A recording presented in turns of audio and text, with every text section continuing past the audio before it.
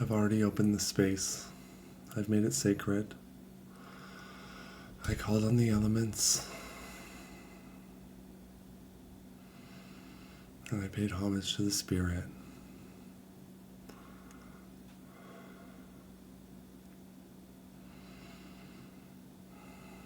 God, bring me an ancestor spirit. Bring me a guardian spirit. Bring the energies with me. Channel them through me.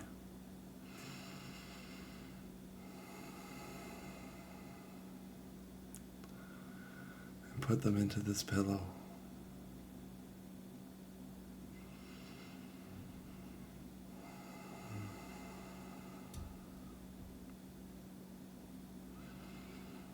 May they protect and watch over this. May they protect and watch over my family. And may they bless this home. May they protect us. May they keep us pure.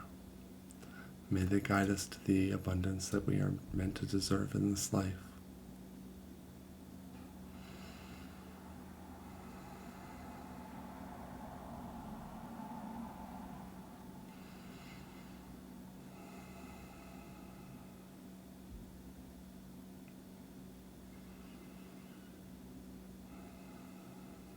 Thank you, God.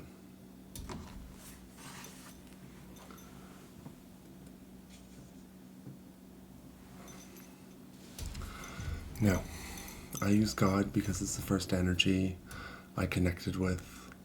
It was the first one that was explained to me. And my upbringing meant that I was just sort of told that God was a light and God was meant to guide us. And there were things that would try and stop us. And then I was just kind of left to figure it out. And I really appreciate that. It's one of the biggest benefits I think I had in my upbringing, where I grew up and it was very conservative and Christian based around me. And I just got to develop that sort of on my own. And it really helped me tap into energy. It really helped me tap into creatures in my life. I spent a lot of time with animals growing up. I grew up on a ranch. That's where I remember growing up, is around horses and all that stuff, and camping with my grandparents, and just sort of meeting new people and traveling. And I did that through British Columbia, and I did that through northern Alberta, and it's been a blessing. It's allowed me to work with energy and to work with life and to learn to create what I need to in this world. And it's just sort of been a thing. I just wanted to share that moment with you so that you could see it in action. And I thought it was fitting because I'm all dressed up, because it's Samhain today and my kids had a Halloween dance, so I got to dress up, and I decided to dress up as a vulva because I find them very inspirational. I think what they do is wonderful, and I hope to learn more. One of the things I've tried to make central of my practice is that I really focus on learning what people did in the world and learning how things worked and trying to integrate that in my life. I've always kind of been nomadic. I'm Canadian. I grew up on Vancouver Island. And up north in British Columbia and Alberta. And the thing that was always central was that there was nature around me, and I got to see different forms of it and different versions of it, and it was beautiful. It was absolutely wonderful.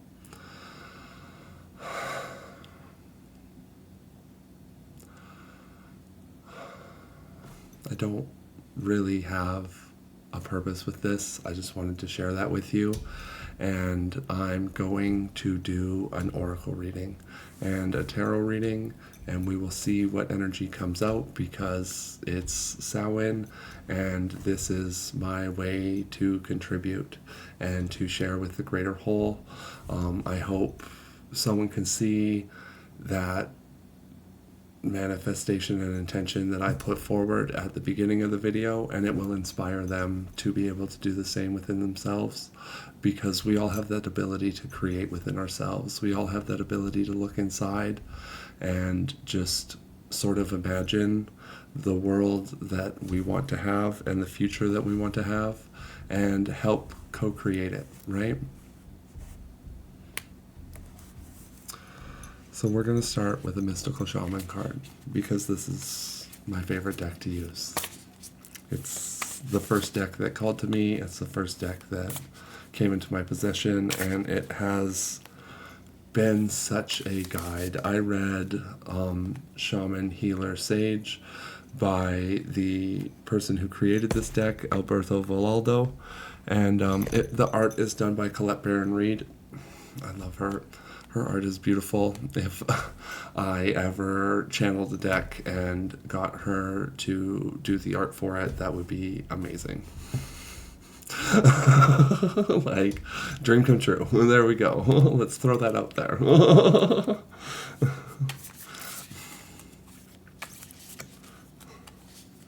Okay. Luminous Warrior. So you have this light in you. You have this strength. You have this ability.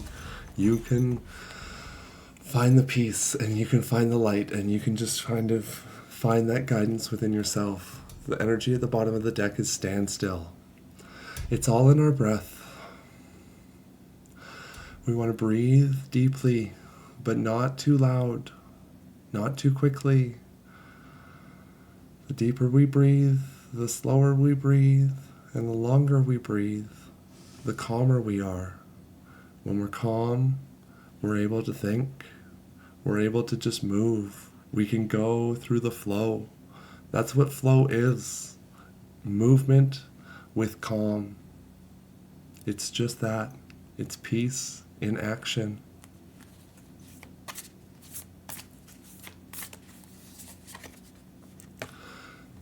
The rattle can help with this. Shake up that energy. Move it around. Get it going. Dance. Have fun. You know?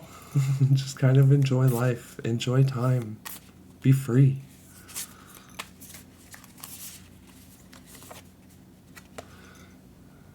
And chase your inner beauty. Chase your inner self. Find that light within you and polish it. Nourish it. I like to call it my heart gem. Mine is an emerald. I'm a Gemini. So that's the one I picked. You shine it and you keep it clean. Well, and I picked emerald because it's the green chakra, right? The heart chakra is the green chakra. All these things connect together. All these things are similar.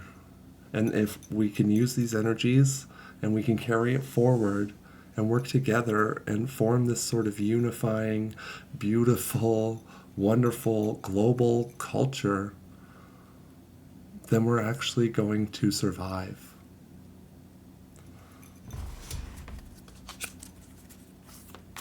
And personally, I want to. I want to keep surviving. I want to live my life. I want to see what my kids' lives are like. I want to see my grandkids. Maybe I'll get to see my great-grandkids. That would be beautiful. And we have to get there. It's worth it. The upper world is waiting for us. We can take our time here. Treat our lives with beauty. We'll get there. Spirit's calling. Spirit wants you. Spirit's going to have you back. You're going to go back to that. You're going to go back to source. One day. I think even, say you believe in hell. I believe in hell because I was raised to, but I have a different association with it. I think it is just a lower realm, and we learn things there. And then we evolve and we grow and we come out of it. And then we spend time in the middle world, where we are here, where we are now, when we're connected, when everything's solid, everything's real. And then as time goes on, we move higher and we move out of it. I think we're all moving out of it. That energy is just moving. You see it. There's a lot of pushback to it. And I think that's what people really need to remember, is that a lot of this hate that's coming forward, it's pushback and it's fear. And people need to let go of fear. The world is a beautiful place. We can all live here together.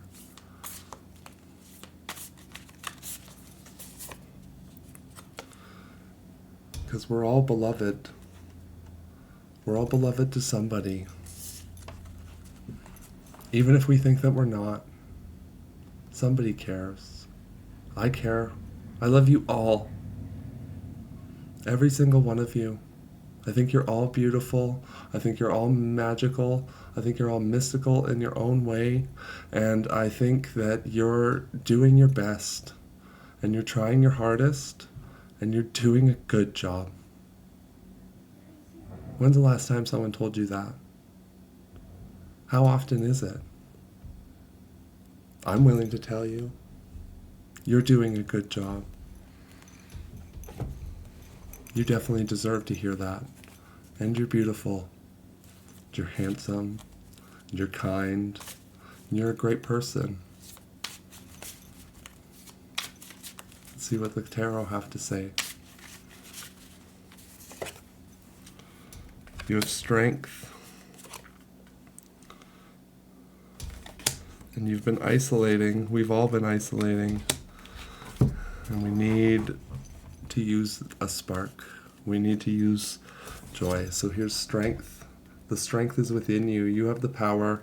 You can tame the lion. You can tame the beast. You can control what you need to. Because you spent that time. You were by yourself. You did it. You were strong. You made it.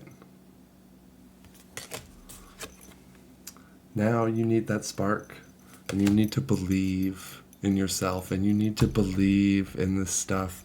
And you need to believe that the energies around us affect us just as much as we affect it.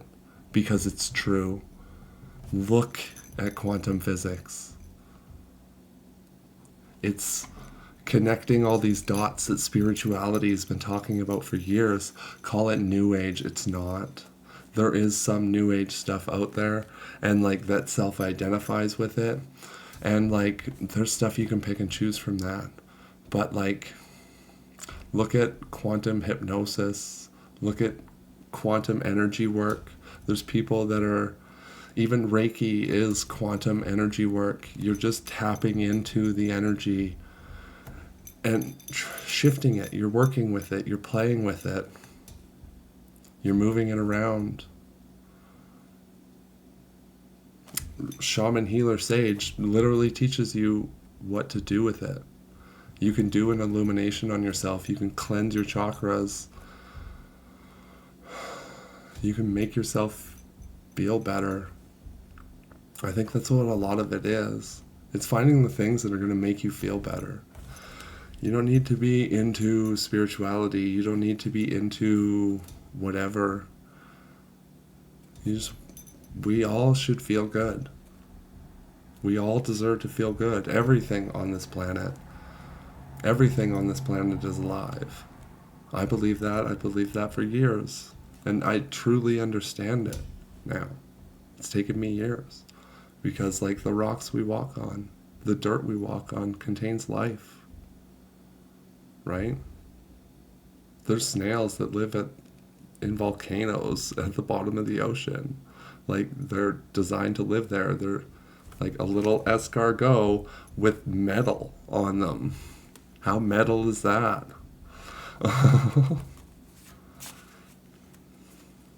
Tap into that energy if you need it. It's super cool. And like, it's the same with gods. The Greeks were talking about it. They just used different energies to describe different things. And like, you know, if you really want to embody wisdom, learn about Athena. Learn how people thought she functioned. Function like that.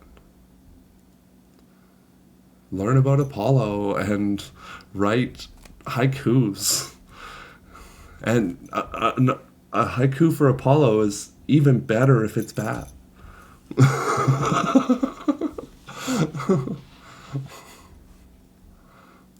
Like, dragons. Cool. That's a powerful energy. Goblins. Sure. That's fun. Ghosts. That ghost will help me. It'll make me feel better. It'll make me feel like my house is safe. And that's always a good thing. Especially, if I believe that if I keep it clean, then it'll stay that way.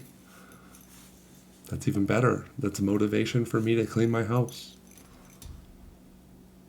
Because I tell you, I don't want to do it. I'm 35. I hate it. It sucks.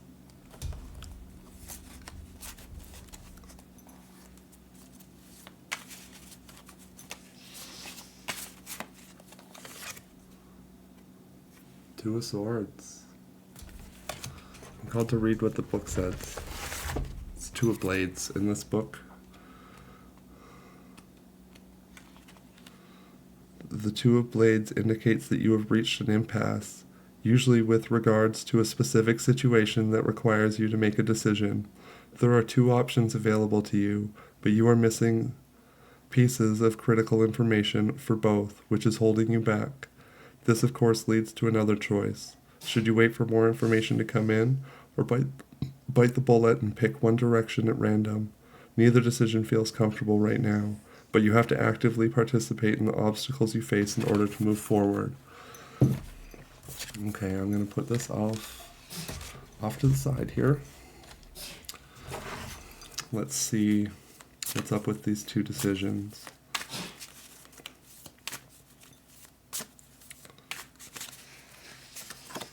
The first decision is the King of Rods, supported by the Queen of Elixirs. So that sounds like two powerful people. One mastering fire and one mastering water. So one mastering their emotions and one mastering their sort of ability to create and have action in the world. That's a powerful duo. What's the other decision here? The Ten of Swords and the reverse Seven of Rods. So the Seven of Rods. Sorry, I'm still learning sevens. Still learning. That's life. You're always learning. The Seven of Rods insists that you do not give up in the face of adversity and challenges. You are an experienced warrior and can overcome anything with bravery and competence. Remember that you have the advantage against your foes because of your previous victories. Okay, so that's reversed. So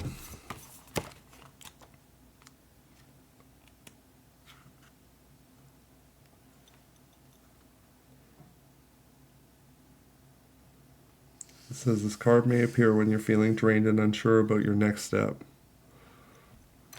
So the other decision is a cutting of ties. There's the Ten of Swords, which is a death.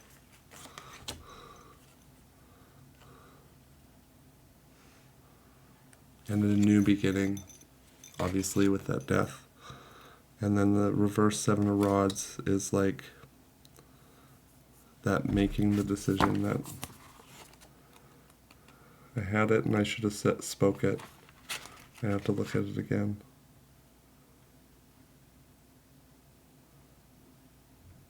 Yeah, it feels like it's a decision that'll cause a death. Not a literal death, it'll cause like a death of a relationship, a death of something. So this is a choice almost between marriage and not. Where do they continue?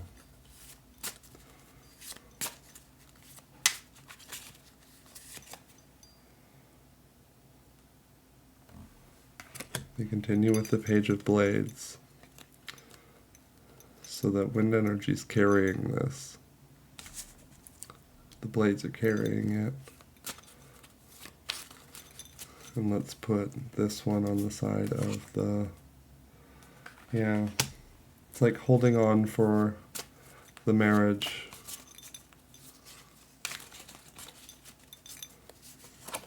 There's someone sitting in the middle. Or lighting a spark for the death.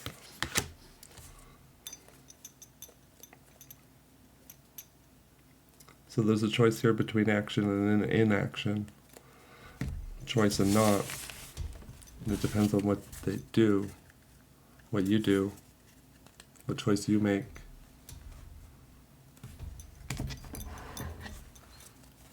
The crows want to talk about this.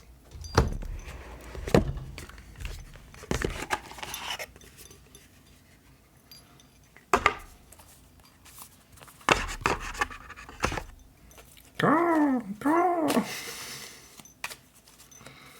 There they are.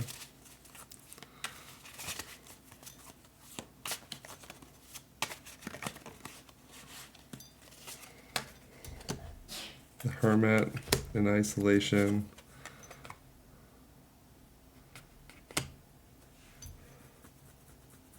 Sort of feeling like left out of abundance. And gathering cups. Gathering that emotional energy. Just sitting and accumulating. Not accumulating, just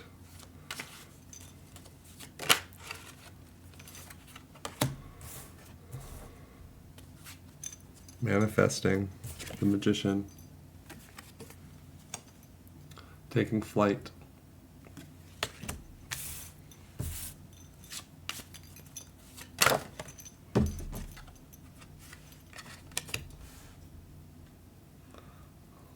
As a recovery. The Nine of Swords in reverse, which is like an injury. That's how I take it. This bird at the bottom looks injured, and the swords are all stacked up above it, so it has time to sit and just sort of isolate.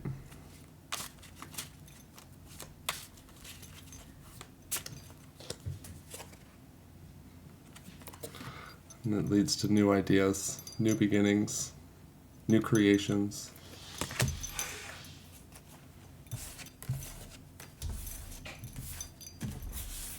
I think that's all the energy I have for this and tonight.